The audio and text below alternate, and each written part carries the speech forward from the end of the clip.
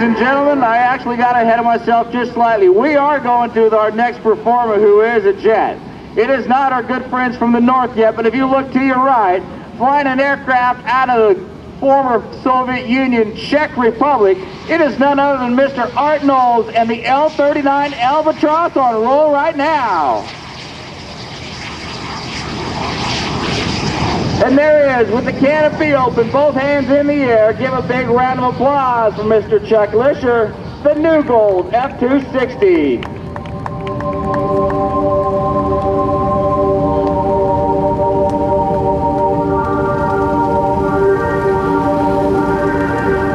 Chuck, thanks for the entertainment. Great job. The airplane's looking good.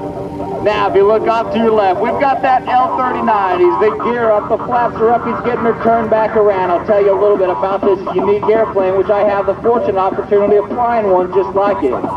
Its primary purpose, it was an advanced military trainer. It was basically the Soviet Union version of the American T-38. The difference, it isn't quite a supersonic airplane. Obviously, a single jet engine producing about 3,600 pounds of thrust allows this 7,000-pound airplane to reach speeds of over 460 miles per hour. Now at over 300 right on the deck, showing you the beautiful lines of the L-39.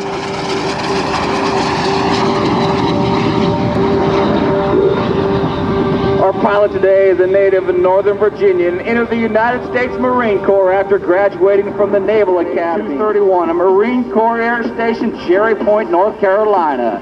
He's got the L-39 reverse diving back in. He's got the speed now over 400 miles per hour. Right down shoreline center. Bringing the nose smoothly up to the west. The smoke on. Up around the clouds. Flying and dancing among God's playground. On the back now, 1/2 roll to the right side up, 45 descending line, the 1/2 Cuban A.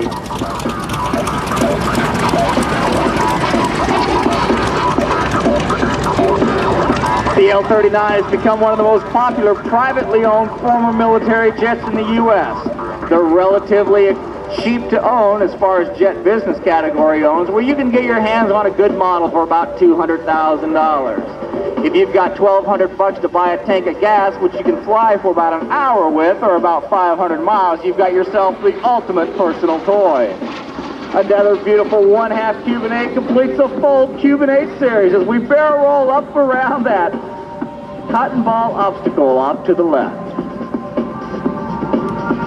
The airplane is capable of pulling 8 positive Gs, negative 3 Gs, and is an extremely durable airplane.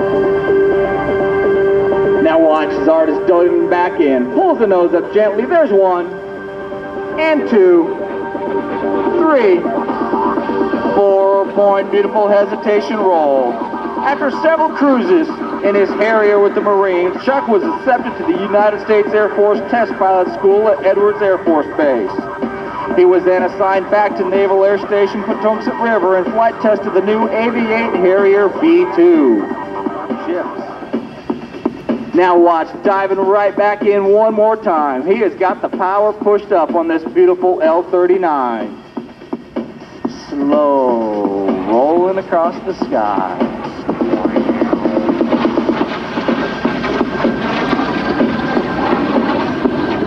A very unique thing about this jet pilot is he has more time accumulated, over 6 hours in single-engine jet aircraft. Started again.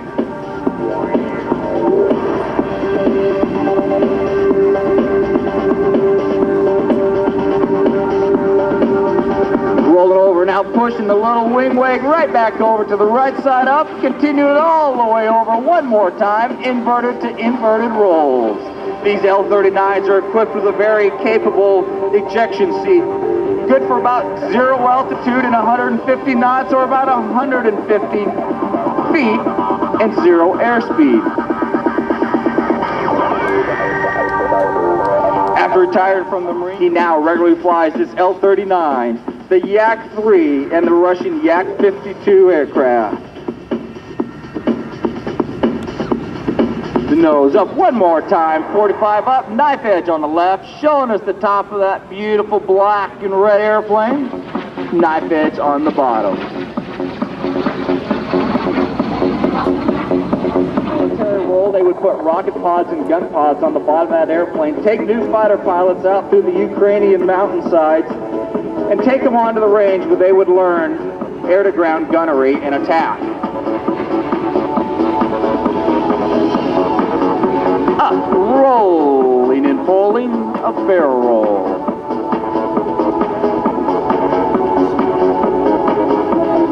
Oh, I see we got a copycat out here. I think he liked the way Bill left with that gear down or up.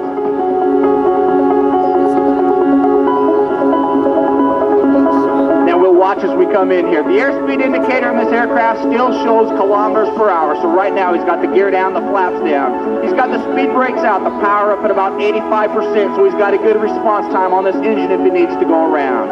At about 120 clicks coming across the fence. He'll pull that power into idle, start gently flaring it back. Touchdown. Now a unique air thing about this aircraft is the brakes are like on a bicycle. There's a brake handle on the back of the stick. You squeeze on the brake handle, it applies the brakes. As you push on the rudder pedals, it directs that brake pressure to one side or the other. That is completely opposite of an American jet. But as you see, you're just coming to a stop in less than 2,000 feet. They work quite well.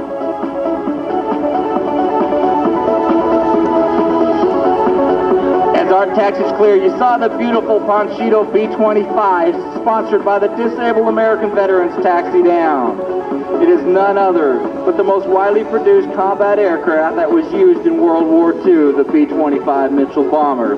It is the plane that struck Tokyo in Doolittle's raid in April of 1942. And it is brought to you by the Disabled American Veterans, proud partners of AirPower over Hampton Roads. But those aren't our only partners out here, because remember, AirTran Airways, go, there is nothing stopping you. The Raptor industry brings you stealth, speed, and precision. A team of Lockheed Martin, Boeing, and Pratt & Whitney, proud to be with AirPower over Hampton's Roads, and Sam's Club, your discount superstore.